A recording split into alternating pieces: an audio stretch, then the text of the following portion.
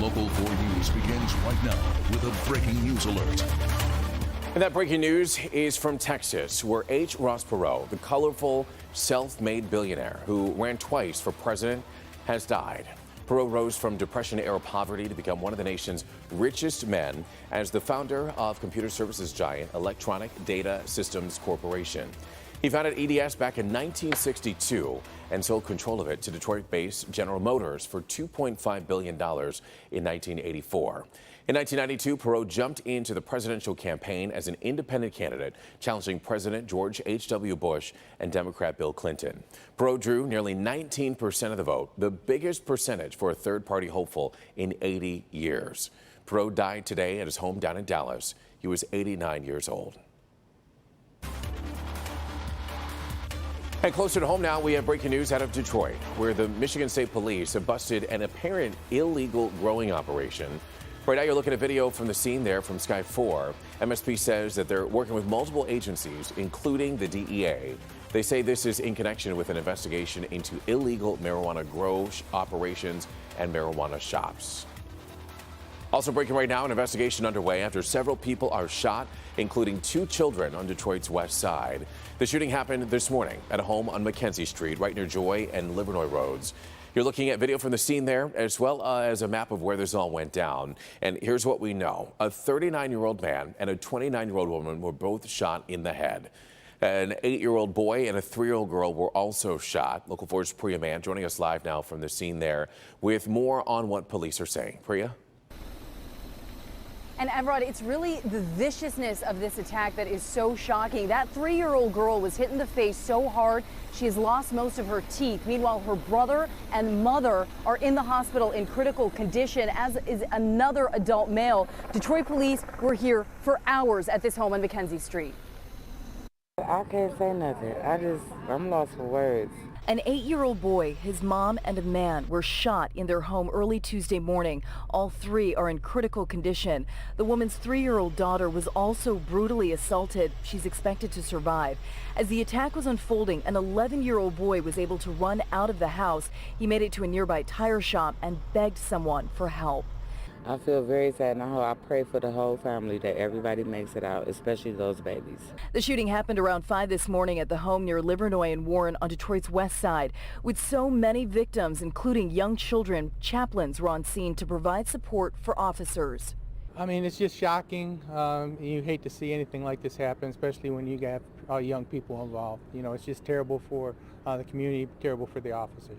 Detroit police now working to identify a person of interest. The K-9 unit was deployed in the hopes they would pick up a scent. Neighbors are urging the person to turn themselves in.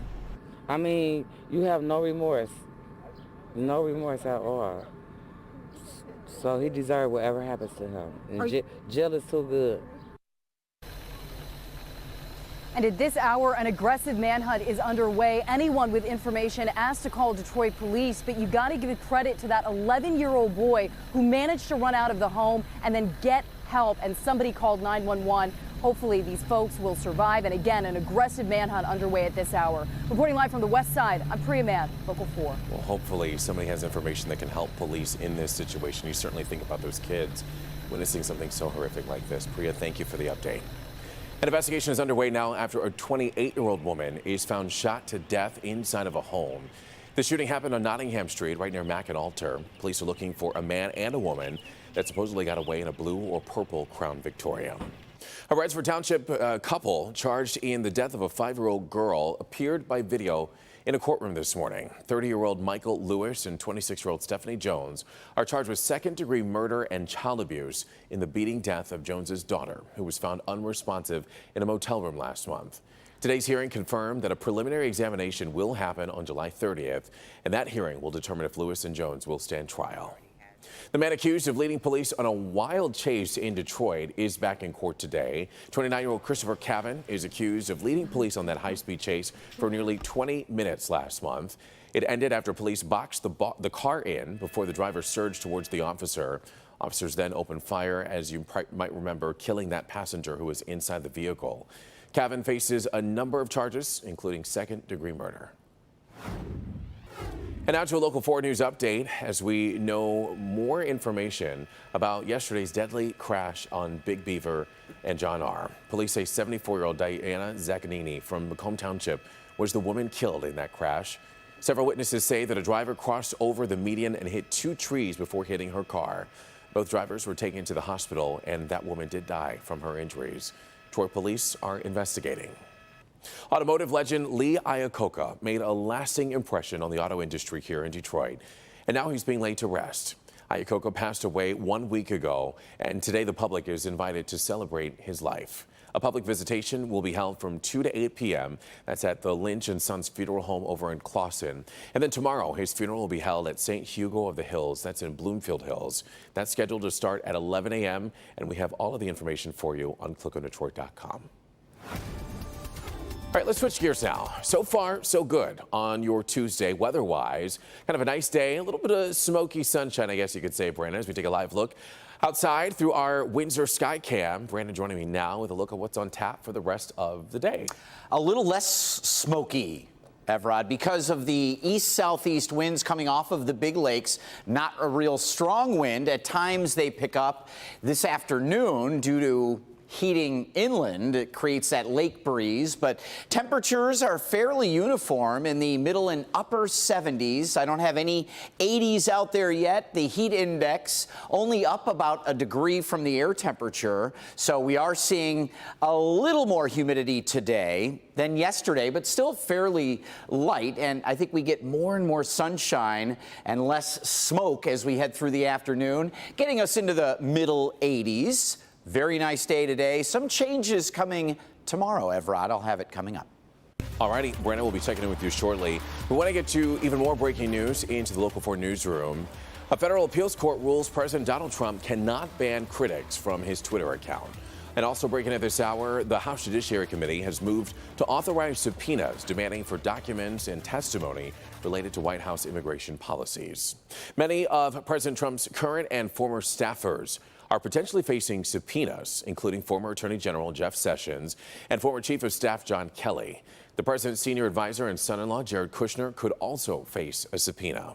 And in other political headlines this afternoon, later today, a federal appeals court will consider the future of the Affordable Care Act. This all comes as several Republican states and the Justice Department join the latest attempt to declare Obamacare unconstitutional. The Affordable Care Act has survived challenges at the Supreme Court twice so far. And Governor Whitmer has responded to the fight over the Affordable Care Act, saying in part, every Michigan resident deserves access to quality, affordable health care. We're committed to working every day to make sure Michigan families can get the care they need, and that starts by defending the Affordable Care Act. Another big announcement for development and jobs in Detroit today. City officials announcing that the auto supplier Dakota Integrated Systems will build a plant at the site of the old Kettering High School, that's on Detroit's east side, to support a new FCA assembly plant. The Dakota facility will create 625 jobs, and Mayor Mike Duggan says city residents will benefit when that new plant is built. They will build out 600,000 square feet, $55 million plant, fully built a year from now on this site. And I'm glad to say that Andra Rush has agreed to the FCA Detroit hiring provision, which means Detroiters will be hired first for all 625 jobs. So some exciting news there. Another bonus for the city is that the site is being purchased for $2.6 million, with that money going to Detroit Public Schools. Still to come, we're following breaking news in the Jeffrey Epstein sex trafficking case. What White House official is being called to resign by Senate Minority Leader Chuck Schumer amid growing criticism about his ties to Epstein? And if you're just joining us, we continue to follow breaking news from Detroit's west side, where an investigation is underway after 3 people, including a child, are shot inside of this home. A 3-year-old girl was also injured. She's in the hospital and we're told will be okay. But right now, we're giving you a live look from the scene as police are somewhere in that neighborhood continuing their investigation, and the suspected shooter still on the loose.